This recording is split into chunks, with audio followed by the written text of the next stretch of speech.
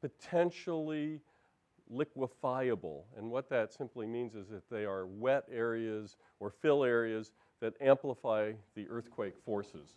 And they actually do liquefy. You can actually have the ground turn to liquid, like quicksand. Okay, so if we look at this map, you can see there are green areas along the edge. Pat, can you see this okay? And there are blue areas. And just so you can understand, the blue areas are potential landslide, earthquake-induced landslide areas. That's a different issue, but we do have potential earthquake-induced landslide in the city. And then all of these greenish areas are areas that are potentially liquefiable. Not only do they potentially liquefy, but they also amplify the ground shaking. So if Pat says you're going to have, to 0.9G, you could actually have substantial amplification of that in these areas. The stuff starts to move, and it actually.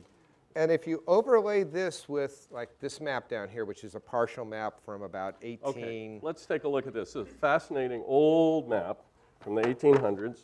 And this will be downstairs. It shows what San Francisco looked like before a lot of it was filled. So this is the Mission District.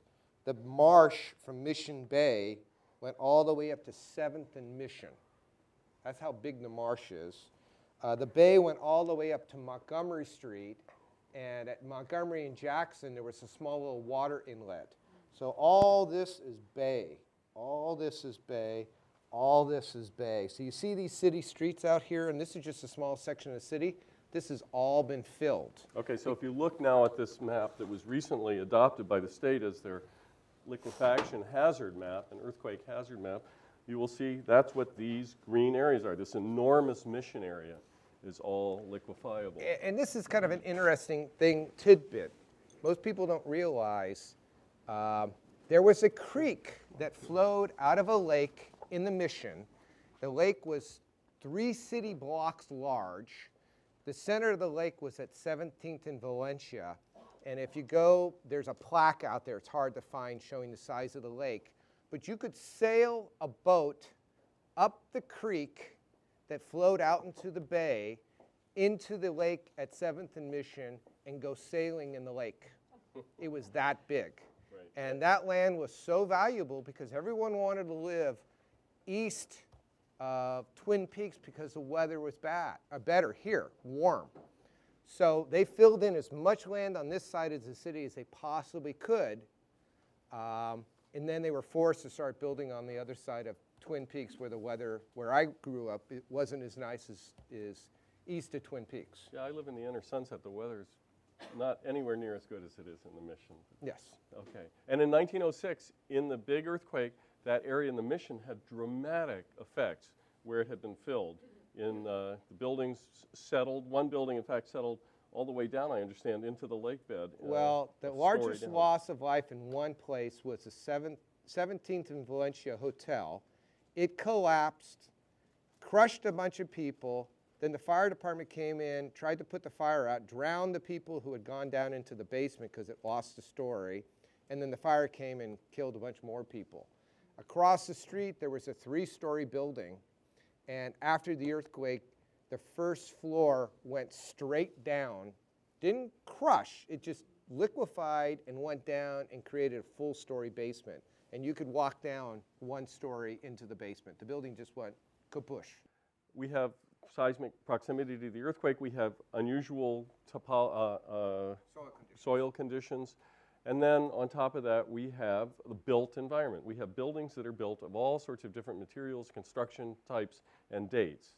And when you put those 3 things together, what you have are some buildings like maybe you're sitting on rock areas that are built very solidly that will have very, very little impacts of earthquakes. And you have other buildings that are on a fill area that are soft story buildings we'll talk about in a minute that are very fragile buildings. And people have essentially the same expectation. I'm living in the city, I'm living in an old wooden building, and what was that thing? And the building department would come knock on my door and tell me if my building was dangerous. Yeah, people tell me, you wouldn't let me stay in a hazardous building, would you? But the fact is that a building under the building code only needs to meet the code that was in effect at the time that it was built. There are very few retroactive laws. There's one for brick building upgrade that says that you have to make brick buildings safer.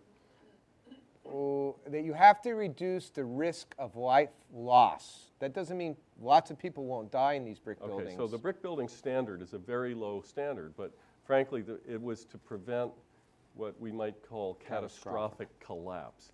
The brick buildings, and we have about 1,800 of them. brick buildings in San Francisco, most of them have now been upgraded to a standard that will prevent catastrophic collapse of the building. They're not going to prevent the walls from falling out. They're not going to keep the buildings usable. It's the lowest possible standard. And they might need to be torn down after the major earthquake, Right. some of them. Right.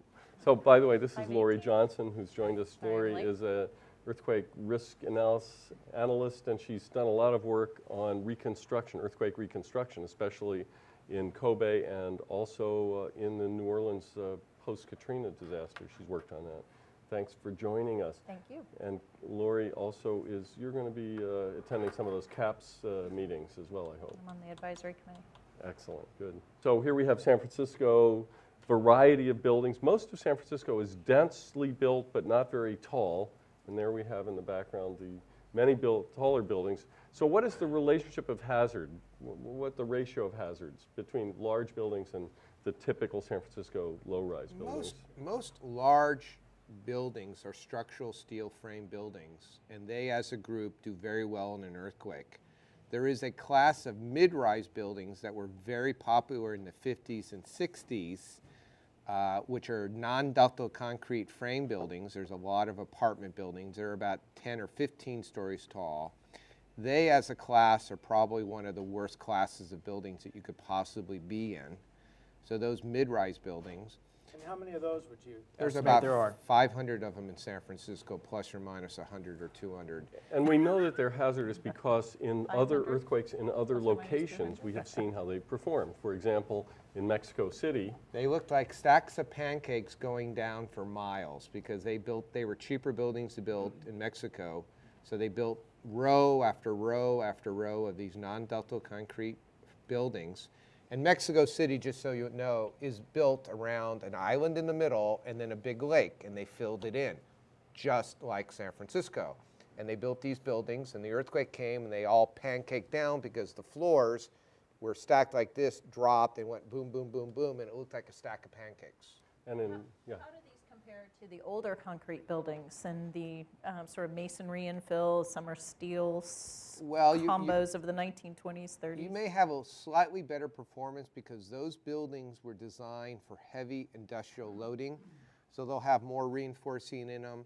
They had a tendency of using round columns in those older industrial buildings with spiral hoop, so they don't necessarily catastrophically collapse, but you literally will crack the slab as the buildings move. So in a perverse sense, the 50s and 60 buildings probably are not the buildings you want to be in. There are some steel frame buildings from the 20s and 30s. I'm in a 1927 steel frame building. I'd be in that building in any earthquake. Well, I wanted to clarify for the audience because we have so many beautiful, very ornate buildings that are taller than a 4-story building. A lot of the apartment houses in Russian Hill, out in Pacific Heights, and many of those are built earlier than the 1950s. They're the ones that you're talking about that might perform better. Well, those are actually probably mostly steel frame buildings. Yep. And class steel frame buildings do very well. But in the 50s and 60s, they wanted to create very open floor plates for lots of view. And they went to this concrete frame construction. And they thought it was a great design until the 1971 San Fernando earthquake knocked down a brand new hospital that was slated to open the following week, and the earthquake came and the building disappeared. And they said, oops, and changed the code immediately. So usually the building codes are retrospective.